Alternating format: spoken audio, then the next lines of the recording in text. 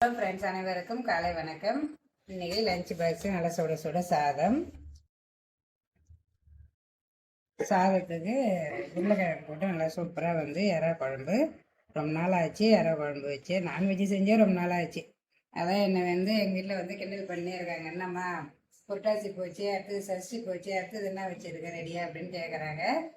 அதனால் இனிமேல் நம்ம வீட்டில் கொஞ்சம் நான்வெஜ் அப்பப்போ இருக்கும் அப்படின்னு நினைக்கிறேன்.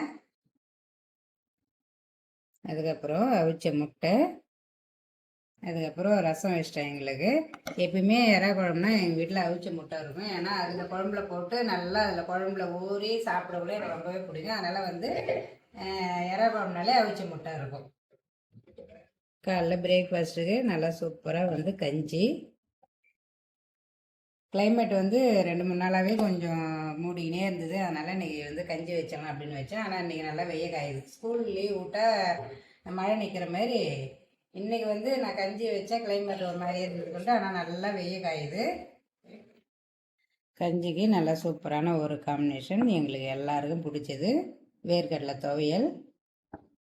சிம்பிளாகவே இருந்தாலும் சுவை மனம் குறையவே கூடாது. சூப்பராக நீங்கள் லஞ்ச் பாக்ஸ் வீடியோ முடிஞ்சு நாளைக்கு இன்னொரு லஞ்ச் வீடியோவில் பார்க்கலாம். பாய்.